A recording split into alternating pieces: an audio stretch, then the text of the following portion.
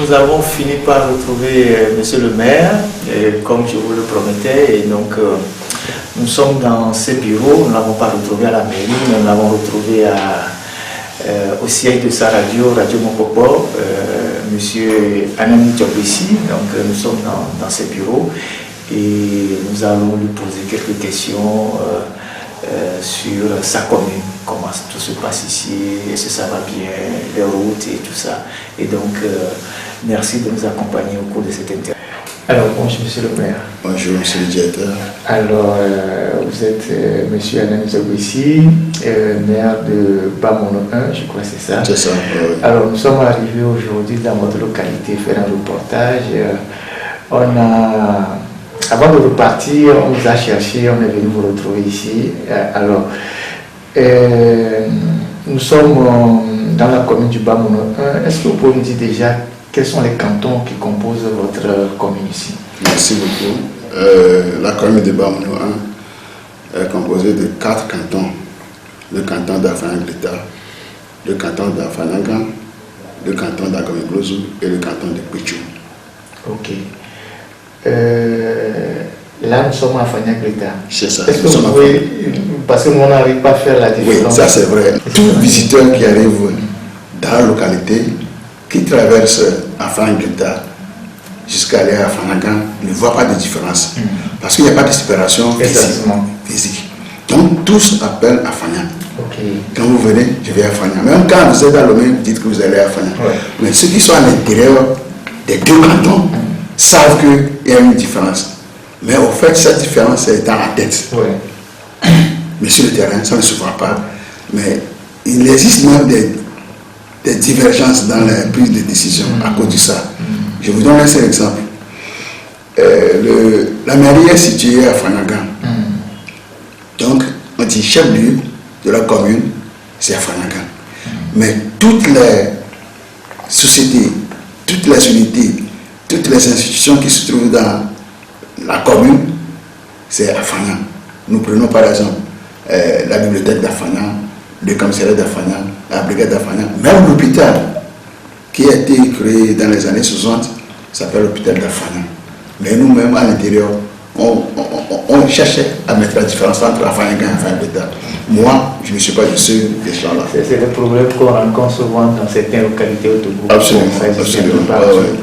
Alors, nous sommes venus ici, on a fait un peu la route à Mignara, à Fagnan, je dirais à Fagnagan, et puis à Fagnagan, à Gomeglozo, on est rentré au Bénin.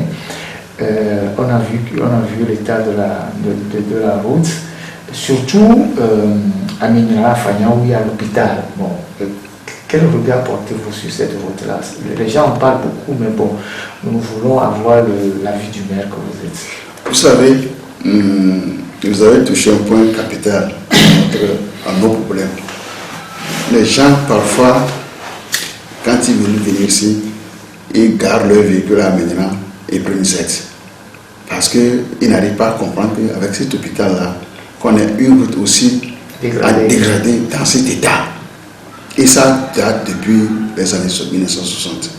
Vous voyez, plusieurs fois les gens sont venus se plaindre à moi. Monsieur le maire, mais faites quelque chose pour votre ville, faites quelque chose pour la route. Est-ce que l'hôpital reçoit des malades de l'extérieur conduits par des ambulances? Je dis, mais oui. Les gens s'étonnent. Nous-mêmes, dans la ville, à écouter la plainte des gens, on se dit qu'on a des problèmes.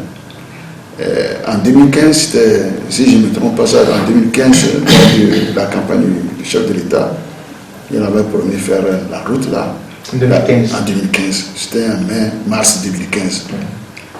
Donc la route en École, en Foin, à Ménira, Tablebo, devait être prolongée et faire à Ménira jusqu'à Fanga. C'était ce qui était prévu.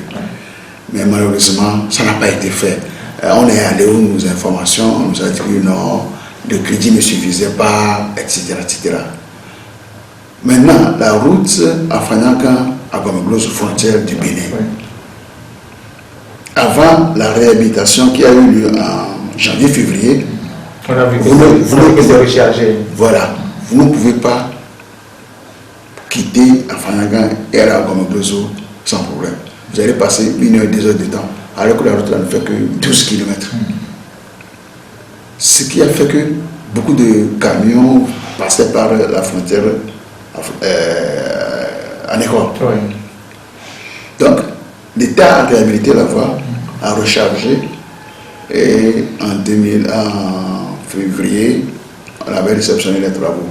Mais nous, ce que nous sommes dit, avec cette piste-là rechargée en terre, il faut la protéger pour garder l'état. Donc, qu'est-ce que nous avons fait? Nous avons demandé l'autorisation au ministre des Travaux publics qui nous a accordé, et nous avons mis des barrières de pluie. Ça veut dire quoi? Quand il commence à pleuvoir, normalement, on devait mettre des dispositifs aux sorties et aux entrées de la voie pour empêcher que les véhicules en temps de pluie ne circulent et que ne dégradent davantage la piste. Donc, nous avons vu les forces de l'ordre et quand il commence à pleuvoir, la voie est bloquée pendant 3 heures de temps en fonction de l'intensité de la pluie. Bon, voilà. Donc, vous avez fait. Vous avez dit que vous êtes allé jusqu'à. Au Bénin. Bénin. Oui. Okay. Mais on a vu à l'entrée de la Gomegloso un pont là, un pont métallique. Bon, est-ce que ce pont fait peur? Bon, quel est l'état de ce pont? Et est-ce que vous avez attiré l'attention des autorités sur ce pont-là? Parce que c'est un pont qui fait peur. On nous a renseigné qu'il y a quelques jours, il y a un camion qui était bloqué sur ce pont pendant des heures. Effectivement, le chef canton d'Agomegloso m'a envoyé des images du pont et du camion très chargé. Donc ça dépassait le gabarit. Le camion avait la peine de traverser le pont. Et vous avez bien signalé que le tablé métallique du pont est dégradé. Il y a des trous par endroits. Nous avons pris des photos. On est en train de préparer d'un courrier pour attirer l'attention des autorités. Ce point-là, sans vous mentir, je ne sais pas en quelle année il a été construit. C'est tellement un pont colonial, parce que à le voir ça. Oui. Quand vous traversez, vous avez vous-même peur de traverser. On se demandait est-ce qu'on ne va pas tomber sur. Il y a un pont similaire dans l'Est Mono en allant vers Elavagnon, de la même nature.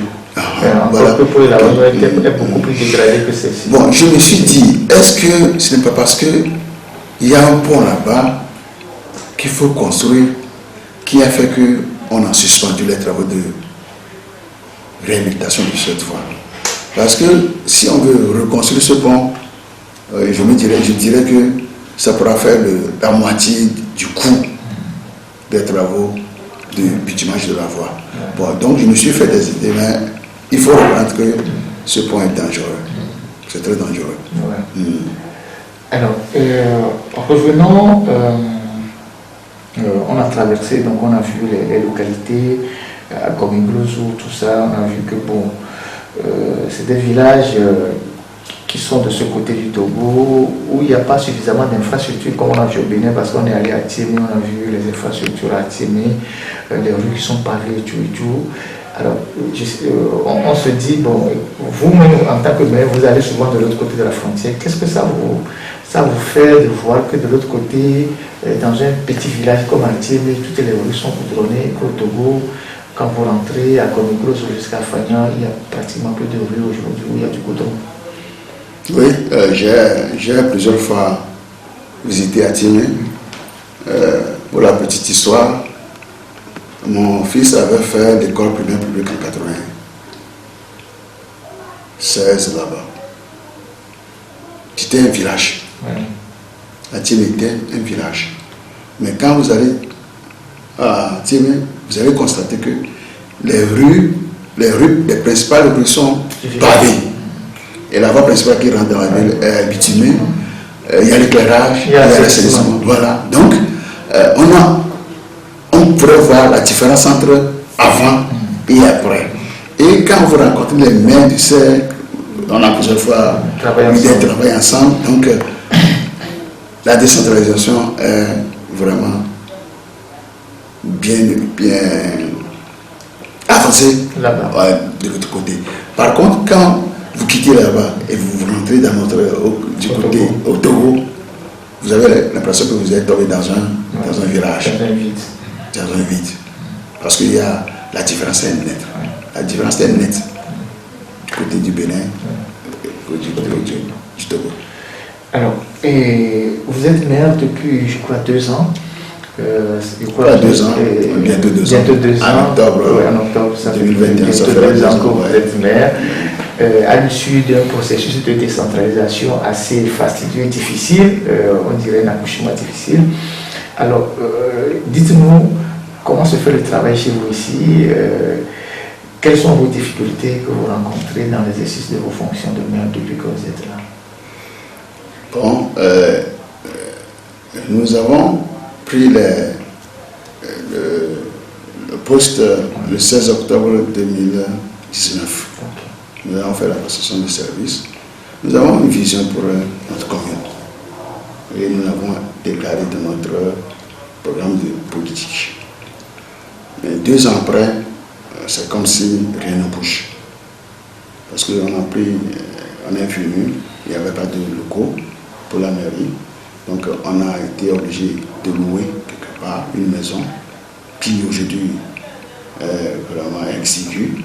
Il ne répond plus aux conditions dans lesquelles nous devons travailler normalement. Même les gens, les visiteurs, surtout les Béninois, quand ils viennent dire « Ah, votre mairie là, c'est un poste de police ici. Hein. » Parce qu'il n'y a pas grand-chose, hein. Ils se moquent de nous. Donc on est venu, on n'a pas eu de matériel informatique, de mobilier, on n'en a pas eu. Donc c'est les bonnes volontés qui nous ont aidés à équiper les bureaux. En meubles? En meubles, oui. En meubles, on n'a pas de meubles. On n'a pas de matériel bureautique. On se débrouille. Cela est dû à quoi? La mairie n'a pas de fonds ou bien l'État n'a pas de subvention? Bon, cela est dû à quoi? D'abord, l'État nous avait donné une subvention de 2 millions qui est bloquée par le trésorier. Depuis... Le trésorier de la mairie? Le trésorier de la mairie. Depuis 2020, janvier-février 2020, l'État a fait une subvention pour nous équiper de 2 millions, mais ça a bloqué par... Jusqu'à ce jour, au moment où je vous parle, les 2 millions ne sont pas débloqués. Pour quelle raison? On a demandé, mais non, personne n'est arrivé à nous expliquer pourquoi c'est bloqué. Ensuite, c'est une mairie très jeune, comme la plupart des mairies du Togo. Donc, il faut aller chercher, une commune, c'est les recettes. Il faut aller chercher les recettes. Mais les recettes, il faut des agents pour aller. Compte tenu du budget que nous avons, on a du mal à recruter. Maintenant, pour redéployer, il faut que les gens soient outillés. Tu as dit que le recrutement, il faut avoir le métier. Mais on n'arrive pas à recruter. Voilà la difficulté que nous avons. Donc, c'est beaucoup de difficultés. Moi-même, j'ai eu à dépenser 2 millions pour démarrer, puisque les trésoriers ne sortaient pas l'argent. Nous, on faisait les recettes qu'on versait aux trésoriers. Mais l'argent ne sortait pas. Il ne faisait que payer les salaires. Tout ce qui est autres dépenses, il refuse de faire. Il refuse de faire. Même nos fournisseurs, ils refusent de payer nos fournisseurs. Le trésorier, c'est un agent du trésor? Oui, c'est un agent du trésor. On l'appelle le comptable public. Nommé par arrêté ministériel. Est-ce que vous avez remonté plusieurs fois? On a rencontré le DG 2 fois. Du trésor? Oui, DG du trésor 2 fois, avec mon collègue de Atitagon. Et la situation ne bouge pas? Ça ne bouge pas. Il est admis à la retraite le 1er janvier 2021. Oui. Mais il est toujours à son poste. Il est toujours en poste. Oui. Alors, donc, vous n'avez pas eu des moyens d'installation, vous n'avez pas non plus de moyens d'investissement. Qu'est-ce que vous faites alors? La question est pertinente. Je ne peux pas vous répondre parce que je ne sais pas ce que l'on va faire. Alors, pendant les 2 ans, bientôt les 2 ans. Qu'est-ce qu'on peut toucher concrètement? J'ai comme l'impression que les gens veulent qu'à la fin de notre mandat, qu'on ne fasse rien. Et qu'on dise les gens, c'est une valent rien. Moi, j'ai l'impression comme ça. Même à l'interne, nous avons des difficultés. À l'interne, nous avons des difficultés. Moi, l'impression que j'ai, c'est ça. Au niveau des conseils, tout ça. Mais là, mais nous ne désespérons pas. Hein. Oui, mais là, qu'est-ce que vous avez fait concrètement? Concrètement, oui. Mais on a dit, est-ce que vous savez que depuis qu'on a, ça fait bientôt 18 mois que nous sommes en poste, on a eu seulement 6 mois d'indemnité de fonction. 6 mois d'indemnité. Et Trésorier a bloqué tout. Nous-mêmes, on n'arrive pas à manger et vous voulez qu'on travaille. C'est ça la question. C'est simple. On vous bloque. N'avancez pas. C'est ça. En 18 mois, nous n'avons que 6 mois d'indemnité. Les autres avantages nets.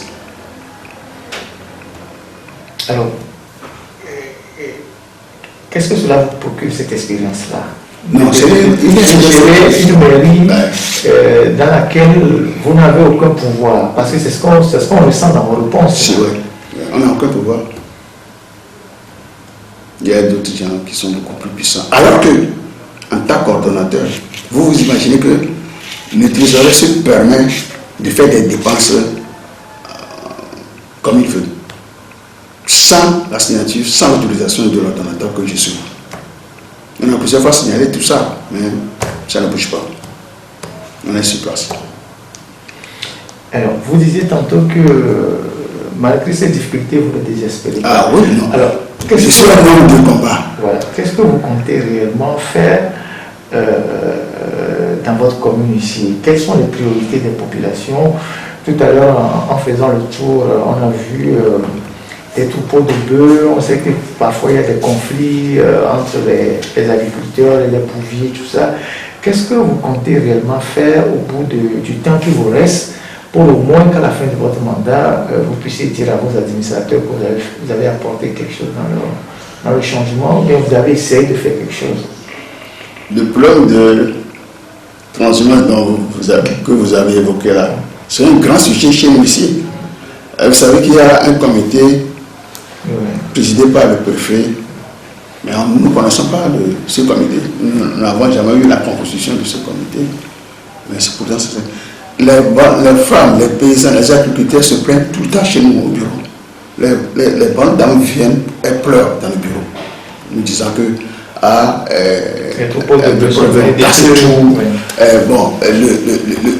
le bouvier, il est venu cette bouvain pour avoir des bénéfices. Lui aussi, elle aussi veut avoir des résultats. Mais le problème qui se pose, c'est que quand les agriculteurs viennent chez nous et on les envoie chez le président du comité, et on les envoie chez les chefs de brigade, le commandant de brigade de la gendarmerie, et ça tourne. Nous avons évoqué le problème la dernière fois à Thierry, quand on a rencontré le ministre Katari, de l'environnement. On avait évoqué ce problème.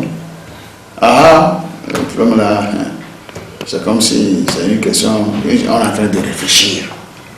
Ensuite, on a évoqué avec la fêtière des communes du Togo. Nous avons évoqué le même sujet, les dégâts que ça cause dans nos communes. On était tous d'accord. Il y avait plus de 5 maires qui se sont plaints la dernière fois à Thierry. Le directeur régional de l'agriculture n'était pas présent, c'était le directeur de l'environnement qui nous a dit écoutez, les autorités sont en train de prendre des dispositions pour régler ça. Pour revenir à votre question, qu'est-ce que nous comptons faire? Moi, je ne me désespère pas. Même si c'est un acte que j'aurais à faire ici, je vais montrer de quoi je suis capable. Pour la simple raison que moi-même, je suis du métier. Je vis dans le milieu, je connais les problèmes du milieu. Nous avons des projets.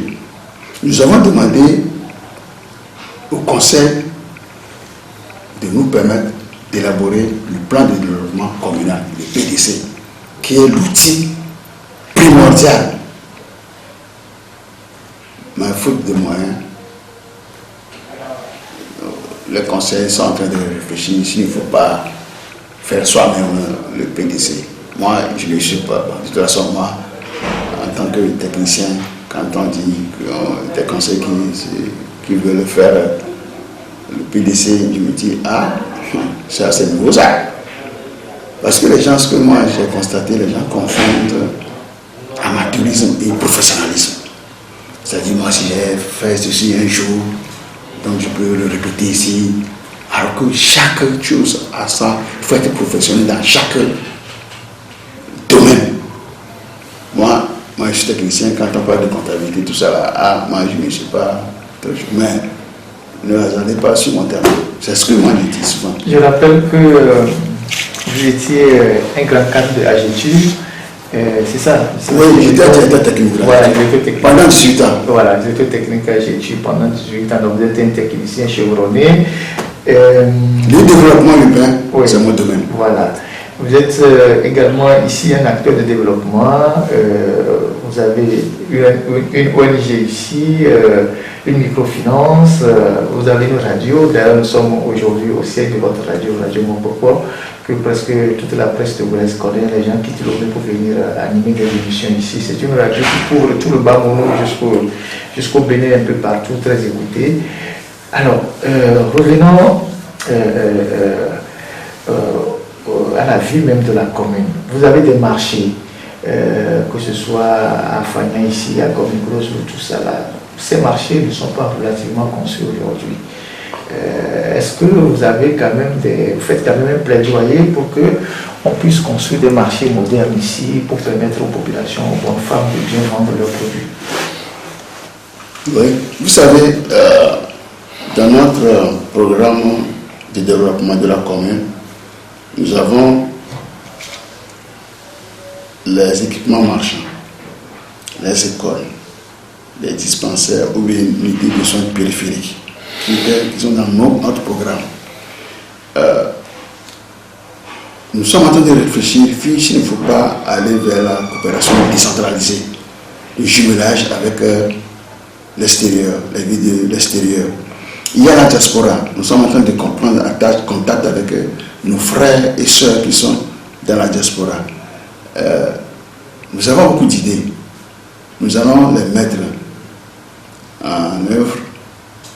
Et je pense que même si c'est un an qui nous va nous rester dans notre mandat, nous allons essayer de faire quelque chose pour montrer aux gens que voilà, nous avons, dans un délai très court, nous avons réussi à faire ça.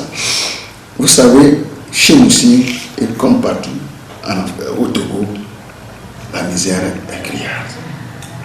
Je vous dis que quand vous sortez et quand vous allez dans les marchés, quand il pleut, mais vous allez voir que les trucs sont c'est par terre. C'est dans la boue, tout ça. Ouais. Il va falloir qu'on réfléchisse. Moi-même, j'ai posé la question plusieurs fois à des gens, comment se fait-il? Parce que j'ai constaté qu'il y a des marchés qui sont construits, mais que les gens ils ne vont pas. Ils ont oublié. Quand j'ai posé la question à un sociologue qui connaît bien le domaine, il m'a dit que généralement, les gens construisent sans le consentement de ceux qui vont l'utiliser. Parce que quand vous voulez construire quelque chose à quelqu'un, vous devez l'associer. Au fait, c'est lui qui doit vous donner la piste pour que ça réussisse. Mais si vous quittez le bureau, vous faites le plan très joli, avec une grande architecture, etc. Et il m'a donné l'exemple de Palimé. Actuellement, le grand marché de Palimé qui était resté pendant des années sans être intégré, actuellement, on est en train de réaménager ces bâtiments-là. Parce qu'il n'y a pas d'air qui rentrait dans les... faisait trop chaud dans les marchés. Vous voyez? Donc, nous sommes en train de réfléchir sur tout ça. Partout où nous allons ou partout où nous sommes, nous réfléchissons toujours par comment faire pour développer notre commune. Nous, on doit avoir le développement. On se lève avec le développement. On vit avec le développement. Alors, sur le plan du jumelage, j'aimerais un peu revenir là-dessus. Au moins, bon, ça, vous n'avez pas certainement besoin de beaucoup de moyens pour le faire. Vous avez déjà des pistes, des pistes que vous êtes en train d'explorer pour voir quelle ville, quelle localité extérieure vous pouvez jumeler à Fagna. Oui. Vous savez, j'ai des amis d'abord à l'extérieur avec qui on échange souvent. Nous on a même commencé par faire des recherches.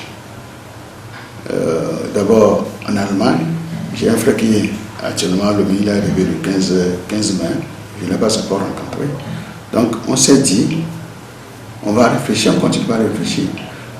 Nous n'avons pas l'expérience. C'est ceux qui ont de l'expérience qui peuvent les partager avec nous. Donc nous sommes à notre début. Mais j'ose croire que ça va aboutir avec les contacts que nous avons. Je pense que ça va marcher. Alors, lorsqu'on parle d'Afagna, on parle souvent de l'hôpital. L'hôpital qui est là, vous l'avez souligné depuis peut-être 50 ans déjà, plus même, et qui est un hôpital de renom, parce que tout ce qu'on doit évacuer dans la zone Tablico, Thiévier, Néron, tout ça, Vaughan, lorsqu'il y a des cas compliqués, on les envoie ici à Fagna. Il y a des médecins qui quittent Lomé pour venir travailler chaque semaine à Fagna. Alors, l'hôpital a changé, en fait, la physionomie de la ville d'Afagna. Aujourd'hui, qu'est-ce que cet hôpital continue d'apporter à votre commune? Est-ce qu'il y a, en dehors du cas de la route qu'on vient d'évoquer, est-ce qu'il y a des choses que vous pensez qu'il faut faire pour conserver la renommée de cet hôpital-là que tout le monde fréquente? De quoi disent que sans cet hôpital, Afagna n'existerait pas. Et c'est vrai. Et c'est vrai en plus. Afagna serait un gros village. Ouais. Mais partout où vous allez, et on vous demande, vous venez d'où, vous dites que vous venez d'Afagna. C'est l'hôpital, non? Ouais. Oui. C'est la référence chez nous aussi, partout. Ouais. Donc quand vous parlez d'Afagna, c'est l'hôpital. Effectivement, nous avons eu beaucoup de séances avec le directeur de l'hôpital. On est en train de réfléchir. Vous savez que périodiquement, des médecins italiens viennent ici pour travailler et former nos médecins. Nous pensons que cet hôpital va nous permettre une ouverture à l'extérieur. On a commencé déjà avec le directeur, on est en train de réfléchir comment faire pour dynamiser le partenariat entre l'hôpital et la mairie, et l'hôpital avec surtout avec l'Italie, avec les communes italiennes. Donc nous sommes en train de réfléchir. Nous sommes au début, c'est parce que on ne nous donne pas le temps de réfléchir. On est dans les petits trucs. Au lieu de nous laisser travailler, de cogiter, de travailler, on nous bloque sur tous les plans. Sur tous les plans. Je vous dis que là, on a encore 12 mois d'arriéré d'éternité de fonction. Quand on dit ça, tous les maires, tous les conseillers s'étonnent. Parce que nous sommes les seuls, avec la commune Bamono 2, à Tibagon, nous sommes les deux communes dont les conseillers n'ont pas d'indemnité. La cause du trésorier. Puis c'est le ministre trésorier qui couvre là-bas aussi. Alors, quel est le budget de votre commune? Je crois que c'est un budget qui évolue. Oui, en 2020, nous avons fait un budget de 86 millions. Pour combien d'habitants? Pour 53 836. 53 836 habitants. Vous savez, on avait fait le budget ne connaissant rien. On était venu tout nouveau, on ne maîtrisait pas la situation, on avait fait un budget. Mais on avait constaté que le budget n'était pas réaliste. Cette année, en 2021, le budget a été revu à la baisse et on est à 65 millions.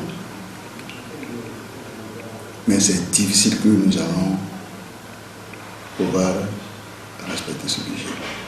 parce que les recettes ne rentrent pas. Une économie, c'est les recettes.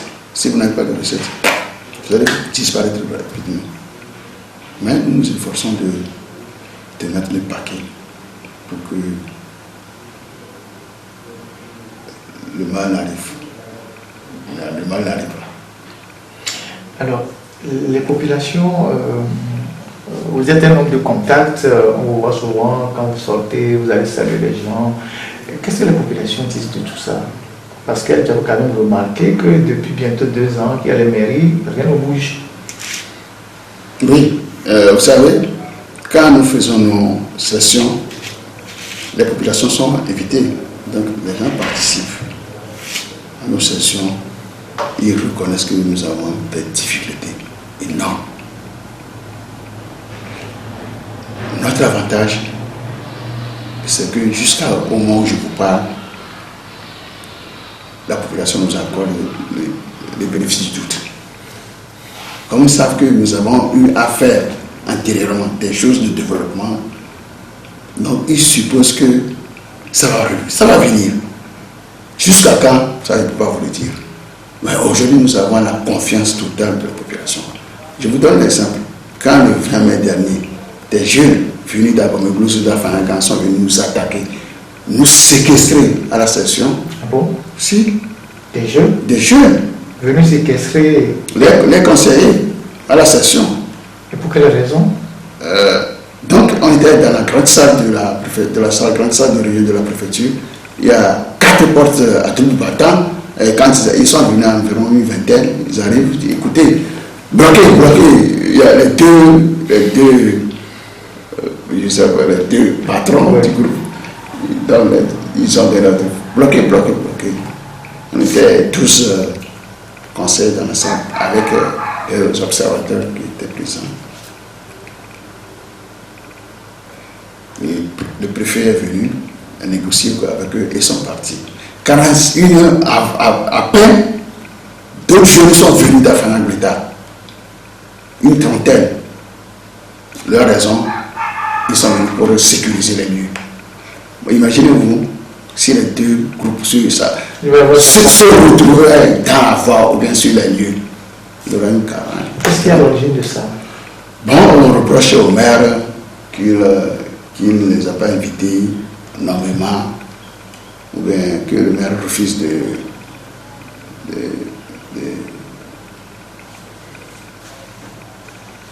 ne les reçoit pas. Des raisons farfelues. Mauvaises, ce sont les raisons. Vous pensez qu'ils sont instrumentalisés? Si. Parce que ça fait la 3e fois. Okay. La première fois, c'était le 30 juin 2020. La 2e fois, c'était le 2 juillet 2020.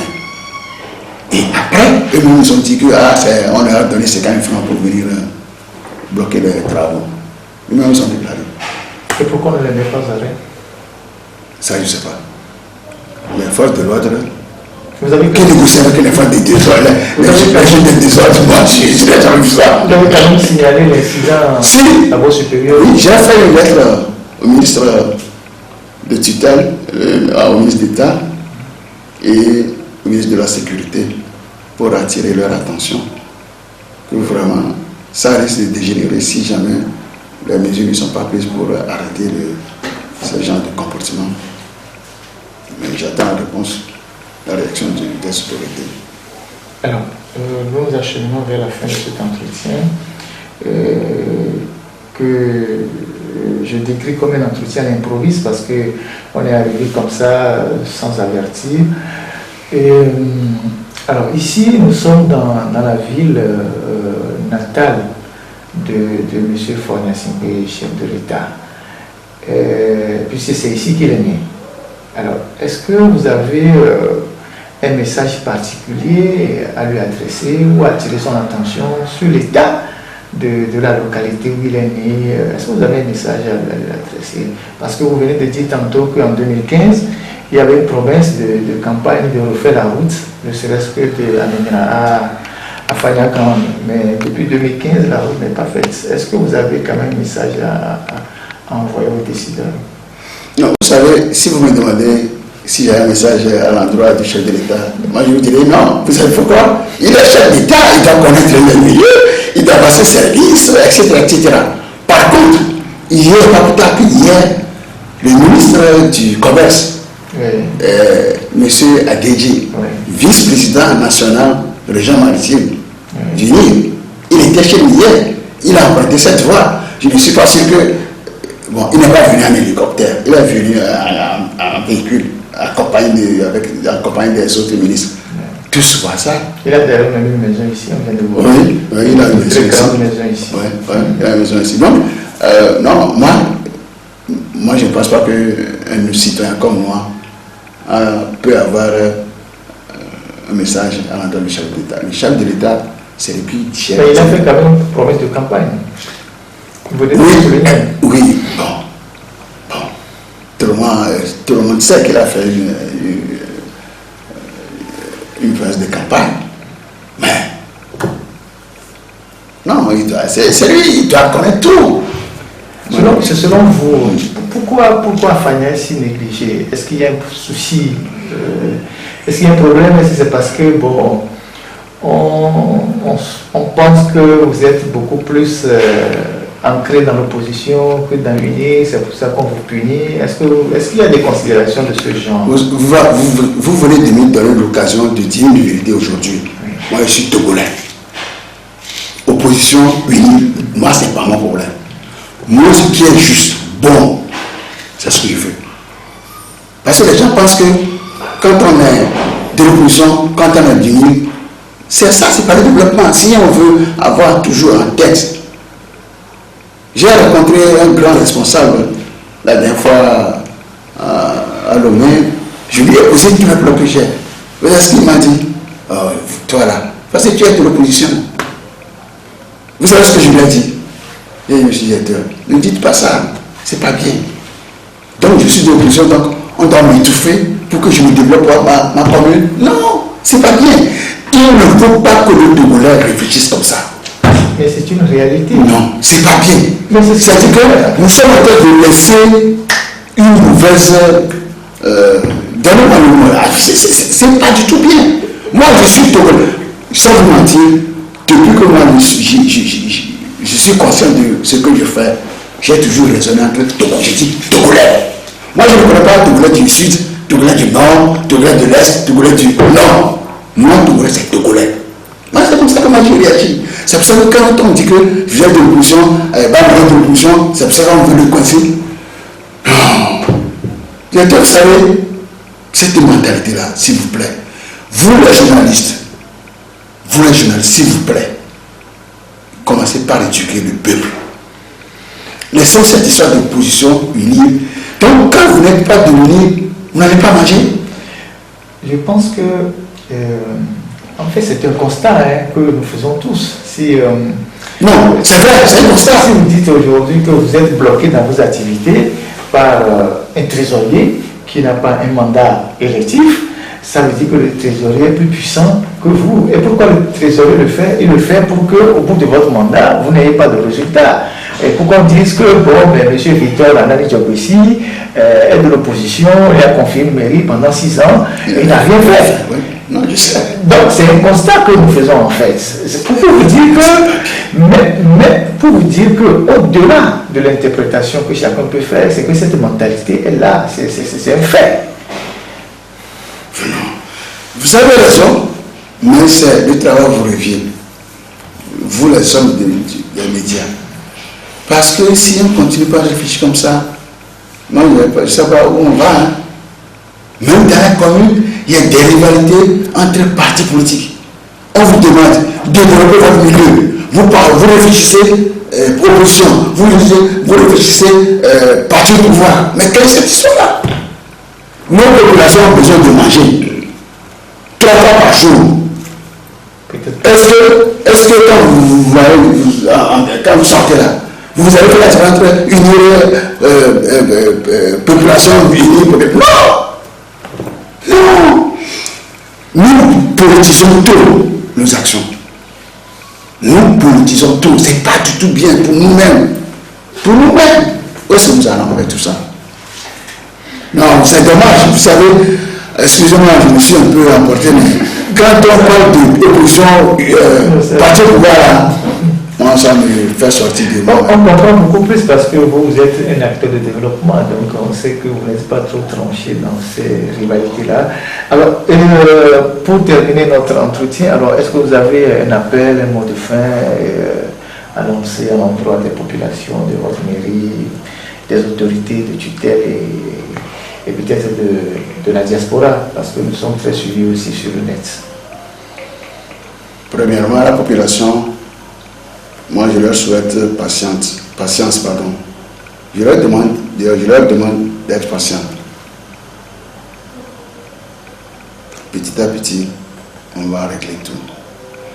À l'endroit des autorités, si elles veulent faire la décentralisation, qu'elle soit totale, qu'il n'y ait pas de blocage. Blocage ciblé.